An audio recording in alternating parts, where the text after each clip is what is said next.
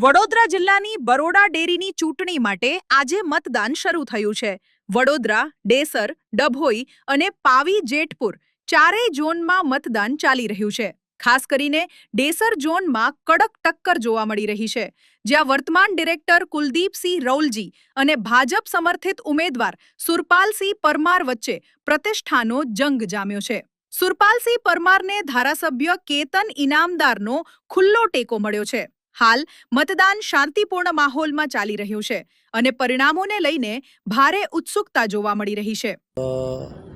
શું કહું તમને, ચૂંટણી લડવાનો બધાને અધિકાર છે। ચૂંટણી કોઈ પણ વ્યક્તિ લડી શકે। 4 ઝોનમાં દરેક ચારે 4 ઝોનમાં ચૂંટણી થઈ રહી છે।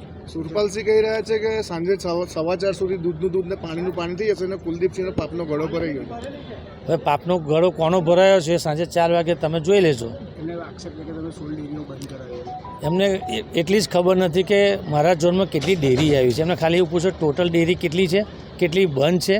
દૂધના અભાવે, દૂધના પુરવઠાના અભાવે ડેરી બંધ કરી છે। અમે તો દૂધ ઉત્પાદકોની સેવા કરવા આવ્યા છે। કોઈ મંડળીને પડતી મુશ્કેલીઓ એને દૂર કરવાની, પણ દૂધના પુરવઠાના અભાવે મંડળી બંધ થઈ છે।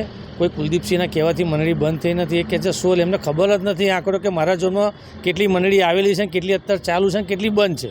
મતદારોને પણ લાલચ આપવામાં આવી હતી, ધમકાવવામાં આવે તેવી માહિતી છે। મતદારો નિડર તરીકે મતદાન કરી રહ્યા છે। મને પૂરેપૂરો ભરોસો છે સાંજે 4 વાગે મારા તરફે પરિણામ આવવાનું છે। ફરીથી મને 5મી વખત બરોડા ડેરીના દૂધ ઉત્પાદકોની સેવા કરવાનો મોકો મળવાનો છે।